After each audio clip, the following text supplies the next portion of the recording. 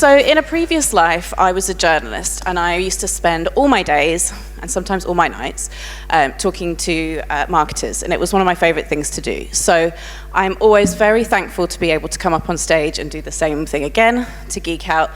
And there are a few brands in the world that you can geek out more on than Unilever. We all have Unilever products in our houses. Iconic brands, arguably. And Chiro is probably one of the best people to geek out with as well. So let's start with an introduction. Could you tell us a bit about your role and what you do? Thanks, Charlotte. Excited, looking forward to the session. Big thank you to Jasper. I'll always love his events. You know, there's always and that's not a plug, Jasper, that's a genuine point of view. In terms of what I do at Unilever, I look after media and digital for our personal care portfolio, which includes a bit of sponsorships also. Big opportunity to work across an iconic portfolio of brands. You know, think about the Doves and the Rexonas of the world. And it's been an exciting journey so far. Thank you very much. Now today we're going to talk about the Women's World Cup and what Unilever has been doing there. And so just to sort of introduce that, so when I was growing up, I'm not an athlete by the way, I just want to caveat that, but I remember growing up and just thinking sports was a hobby. You just didn't take it very seriously as a girl because you didn't see other people taking it very seriously as a career.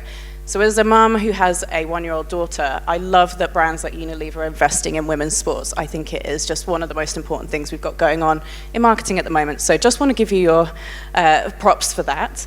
And let's start off then with talking about the holistic view of what you're doing with the Women's World Cup, and then we'll dive into what you're doing with creators.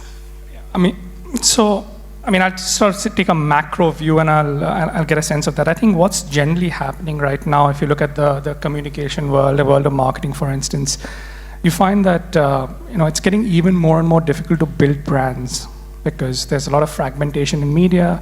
If you look at it in terms of the communication, for instance, it's getting shorter and shorter, 6 seconds, 3 seconds, for instance. People's attention spans are going down. So it is getting more and more difficult to really build brands. And I think that's the context that we're in, that's the marketing world that we're working in. And I think one of the things that we've, at Unilever, we've looked at always is we've always looked at people's passions. And how do we start riding on people's passions? How do we start making our brands as an integral part of those passions itself? And that's really about building brands and culture or embedding brands and culture. Because you have an iconic portfolio of brands which have been around for many, many years. To grow those brands, you've got to find a way to make yourself part of culture. And I think that's really been the starting point of exploring some of these areas, whether it's sports, whether it's music, whether it's entertainment, etc. We've been associated with football for a while right now, primarily in London. We do some stuff in the Premier League with Man City and Chelsea. And had been a bit of a success for us for some time. So we said, okay, what's the next stage? How do we start elevating it? And that's when we started looking at conversations with FIFA. As long as you don't quote me on this, it was a long-winded conversation, took some time finally to get it across the line. But that was really the starting point. And obviously you get into something like football saying, okay, let's do the men's. But we said, let's try the women's because we haven't dabbled in that in the past. And it was phenomenal. I think that decision itself of partnering with the Women's World Cup was really good. And that's essentially our journey. So 26 women, we've got the men's coming up, but we've got the 27 women's, but the big thing for us, the big unlock for us was the Women's World Cup last year. Yeah, it was a good bet to make. There was such a phenomena around the competition. Just before we dive into the creator part of it, what was your perspective on how successful that was being involved in that event? So typically there are many ways you gauge success. You gauge success from a perspective of saying, okay, did our brands grow? Did we sell more? What's the brand equity? And all of these things happen. But I think the biggest measure of success of some of this is that if there's a hunger for the brand teams to do more. And I think what's happened post that is we've now partnering with Copa in the US. We're doing UFAs in Europe next month. And we're doing CAF. We did CAF in Africa. The fact that just after that one tournament, we've decided to go full on with football and go into regional tournaments is just a testament of the success that we've had on that one. So, that's the way I'd position it. I guess to your point earlier, as a kind of global brand, there are few things in culture that are so globally recognizable than kind of football and sports. So it's probably a no-brainer in that sense. Now let's dig into the creator part of it, because I guess executing on something like the World Cup has lots of different facets to it. How does the creator community fit into that enormous exercise? So, and I'll go back to what we did around the Women's World Cup, and I think that was essentially a good way for us to start exploring different ways that we engage with the creator community. What happens is, when you look at a game, for instance, there's an element of what happens during the game, what happens around the game, for instance. But I think the opportunity for us was to start to unlock what we call fandoms. So how do we start getting to really start unlocking fandoms? And we came across an opportunity. It was an opportunity to partner with TikTok and access creators who are specifically in the area of football and across the world, across different markets. So we got access to a lot of creators. I think we got access to 16 creators. We got those creators down to Australia, to Sydney, spend a day in terms of creating content. It was phenomenal content, had like 70 odd assets put out there. And the response was phenomenal, in terms of spending. The content was great. The engagement on the content was great. So it was great to see that you're leveraging creators in the space of a passion, and football specifically, and trying to create content around that one. So I think that was the big unlock for us. So obviously it amplified our presence even more. So you have an element of sponsoring, you do something around the game, you do something during the game, for instance, but in terms of sponsoring it, so and looking at it from a almost engaging the community, it was a great unlock for us. You get that kind of halo effect of kind of being involved in the fandom. How did you select those creators then? Because I guess with something as kind of huge as football, there's a lot of sort of people out there that you could work with. How did you make that selection?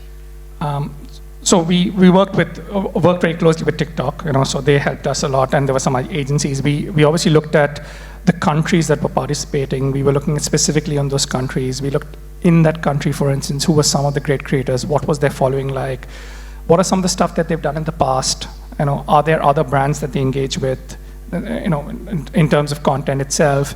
We also contacted some of them, had a session with them just to understand what their motivations were, whether it was a fit with the brand also, and then looked at a selection of people that we wanted to take down to Sydney itself.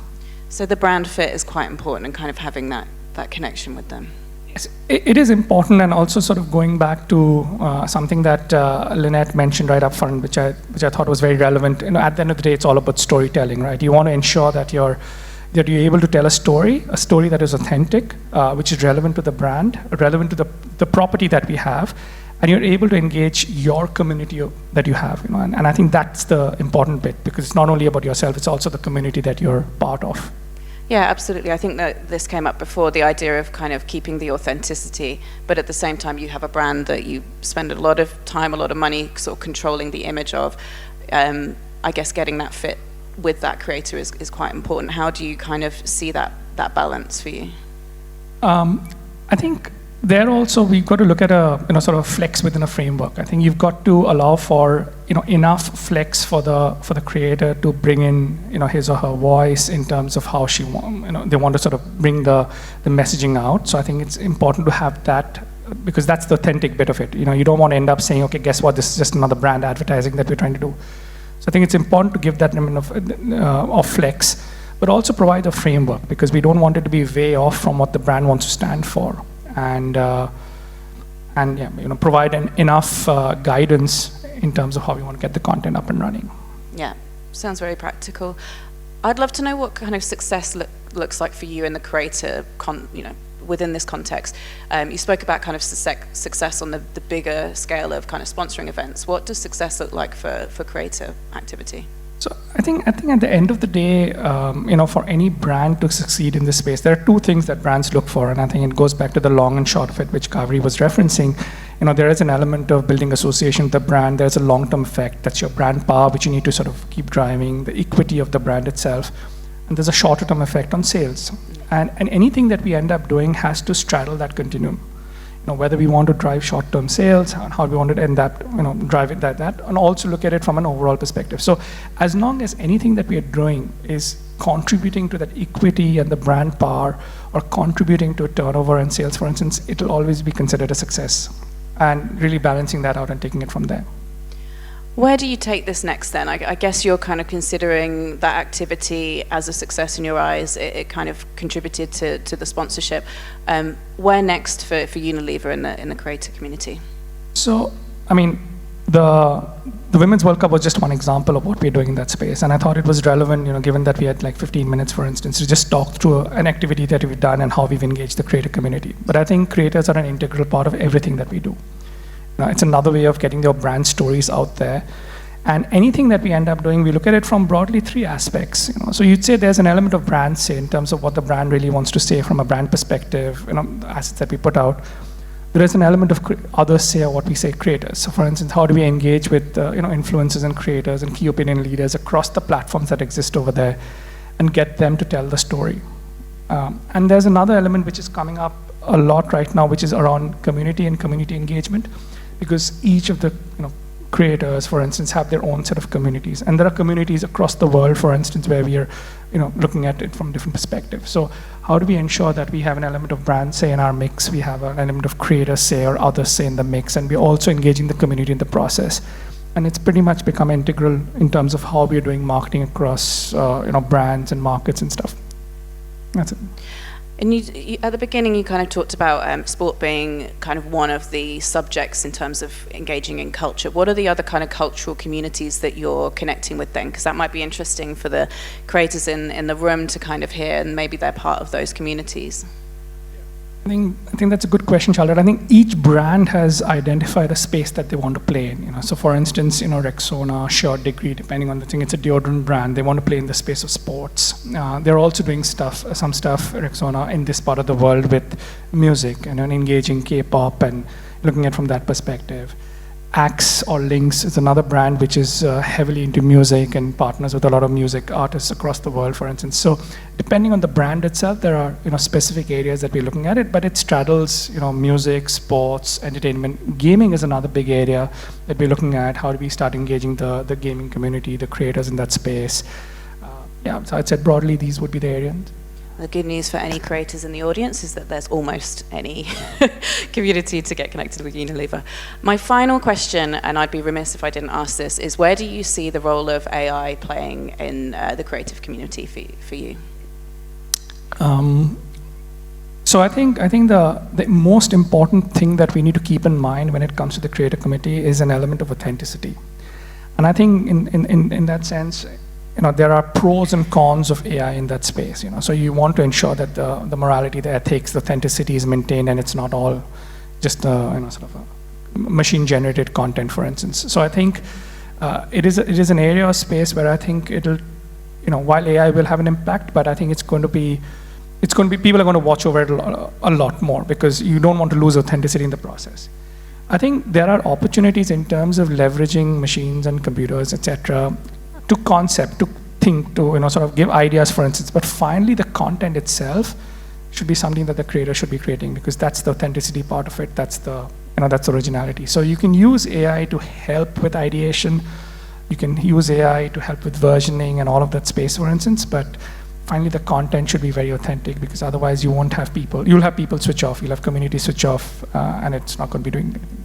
Yeah, trust is fundamental to the creator community, right? I think we're just running out of time, but one of the subjects that I find really interesting in this space is just like disclosure and being kind of truthful and honest about this. It's kind of exciting to have this tool of AI there, but you don't want to sort of, trick people into inauthentic content, for sure. We're just running out of time, so I think that's the end of my questions. Thank you so much for speaking to me today.